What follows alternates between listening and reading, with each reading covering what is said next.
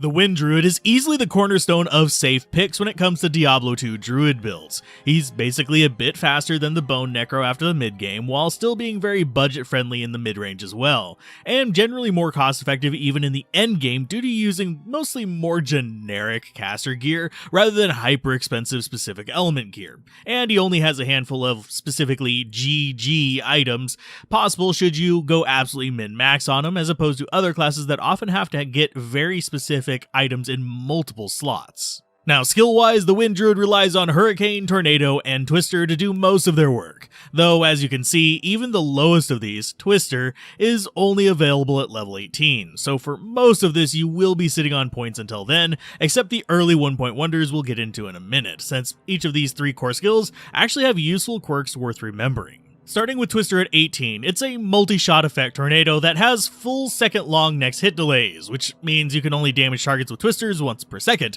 The Twisters only deal damage on their actual missile collisions and will stun targets along the way, meaning it can be pretty good for control and is one reason I keep it on my left-click swap for when facing tougher enemies, but it's not going to be killing super quickly, except for against maybe trash mobs. Now, as you progress, the main workhorse of this build is actually its big brother, Tornado. This also has a next delay on the actual missile, so the Tornado itself will only deal damage once a second to targets since it's based on collision. However, the Tornado also has a radial damage that is not mentioned. But basically, about every 2/3 of a second, the Tornado will deal an area of effect damage that is not affected by next delay, which is why stacking Tornadoes tends to work a bit better than stacking Twisters. That, and it does this radial damage immediately upon casting as well, so like with Blessed Hammers, hugging enemies with it can be quite effective. The third skill, Hurricane, is the only non-physical damage of the bunch, providing instead cold damage in a radius every 4/5 of a second,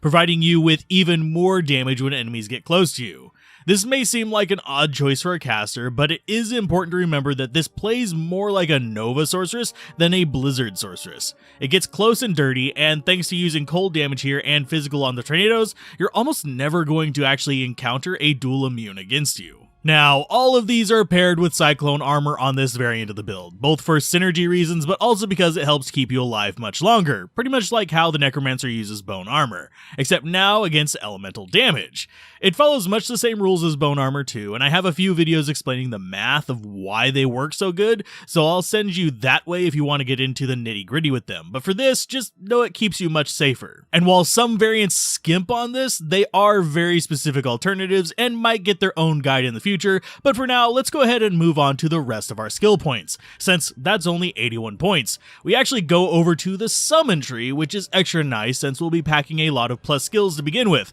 so these will get even more bumps due to how the Druid summon tree works as masteries rather than synergies for the most part, so we get 1 point in the entire middle line, with plus skills often getting us all the extra wolves and bears we could want in Resurrected. Though in Lord of Destruction, you are still limited to one type of summon out, so most people will go bear in Lord of Destruction, since only D2R actually lets you summon all of your roster. The rest of our points go either into Heart of the Oak to keep us and our summons alive better, or if you want more aggressive summons, you can dump it into the bear instead to have a powerful ally that can tank and tear things to shreds for you while just playing around. For the background footage, I went with Oak though, but both actually work just fine depending on your personal preference and how aggressive you are with playing. Now, all that said, the fact that most of the things you're investing in are going to be mid to high level skills makes solo self-found without using skill resets a bit annoying. If you don't mind the skill resets, I usually do normal as a fire druid, then swap over to the wind and nightmare, but if you want to save all three of your clean slates, then get ready for those first 18 levels to be a bit of a slog, since you'll have 1 point in your basic summons and 1 point in Cyclone armor and Arctic Blast, and sit on literally everything else until level 18. From 18 to 24, you'll be sitting on a lot of points again, still, because you'll still only be putting 1 point into the Wonders and the rest into Twister as it lets you. It's only when you hit 24 that you start investing heavily and actually using up these stocked up points, splitting all of them basically on each level between Tornado and Twister, resulting in them ramping up in damage fairly quickly, and whenever you hit 30, it's a similar situation with Hurricane instead of Twister. Personally, I tend to do a fairly tornado and hurricane focused distribution, only deviating from it to get the 1 point in Grizzly and everything else going into tornado first, and then either Twister before level 30 or hurricane after level 30, resulting in tornado maxing out first, hurricane soon after, Twister third, and cyclone armor last, since while it boosts tornado damage, it doesn't help hurricane damage, just its duration. As far as gear and all of this, usual basic stealth and lore in normal is about all you can do, maybe getting a good druid helmet if you're lucky, and then immediately going into spirit train and nightmare with a spirit sword, and then we'll do a shield of it in hell whenever we finally get a monarch for it. And everything else is just, well, flexible. You just want plus skills and survivability boosters like resist being your entire goal, with maybe a bit of faster cast, though we will get most of that from our weapon and shield until we get to the endgame gear. As far as mercenary, you make an insight mercenary and it will be what you use here until the end of time, really, since there really is not a mercenary that can do more for you other than let you cast more, except maybe things in fringe cases like Reaper's Toll mercenaries, but I still prefer insight on an Act 2 prayer or Holy Freeze mercenary more than any of the other options, though an Act 1 fire arrow insight rogue can be okay too for an alternate damage type to absolutely prevent you from even at all being blocked out by immunes. And that will actually get you through hell, just pretty much keeping hurricane flying,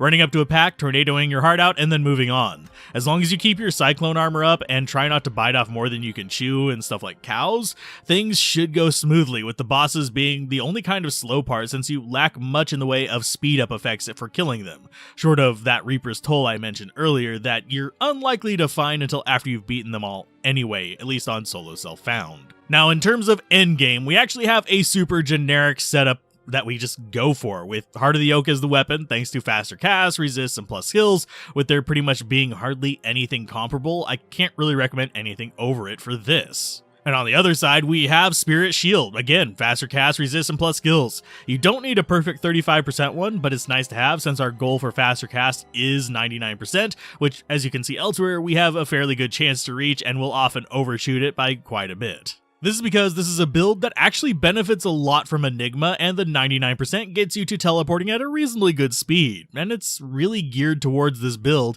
even when you're doing full clears rather than just unique farming, which, might I add, you want to be doing if you're actually needing things like jewels, charms, and item bases, with it also being fairly good for rune farming, with target farming being more important for uniques, rares, and sets. That said, don't dismiss uniques entirely, since we are using a few like Arachnid's Mesh on the belt, again for faster cast and plus skills, if you're noticing the general theme, along with Dual Stones of Jordan, which again are plus skills, but this time extra mana, which is handy whenever you're spamming tornadoes. And since I do not have a GG Druid Caster Amulet that I want to use on this, our gloves are going to be Trang Ools for the faster cast and cold resist, which puts us well beyond the 99% target. If you do have a good Druid Caster Amulet, this is a bit extra since we only needed 4% faster cast to hit 99 before the gloves, and this one is 20. So even a low percent caster, and you'd be able to swap this out for Frostburns for mana or Chance Guards for Magic Find. Though, speaking of Magic Find, we got a bit in our boots with War Travelers as well. We're not breaking any records for Magic Find values, but a little bit can go a long way,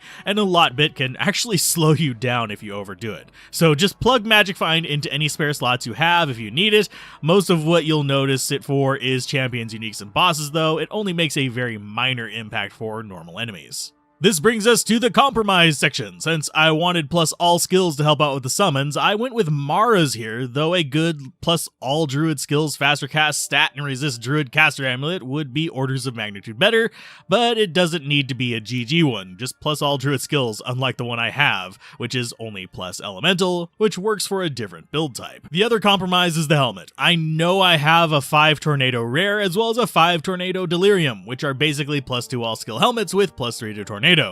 But I think they're still in my 2.4 stash rather than my 2.5 stash, so I went with Nightwing's Veil instead, though honestly Shaco would probably be preferable for most people. I just wanted to have fun with it. And yes, you can actually do a hurricane focused version of this build with this helmet, but it is orders of magnitude more expensive to set up, so I don't recommend it to the faint of heart, but maybe we'll cover it in the future. As far as the rest of our stuff, charms are just elemental skill charms, Torch and Annie as usual. We don't bother with Sunders on this variant because, well, we don't need them, which is one big advantage this has over endgame Fire Druids, who may not need Sunder either, but really do hit the same efficiency. They want that and things like Phoenix, Ravenlore, and a few other more expensive Fire Druid specific items, whereas this one just needs stuff that you can share among all your casters and have a decent time. So, do you prefer the more budget-friendly Wind Druid or the more flashy and endgame-focused Fire Druid like you see on screen now? Mention it down below, and as always, a special thanks for every sub, like, and membership. It helps the channel out far more than you realize.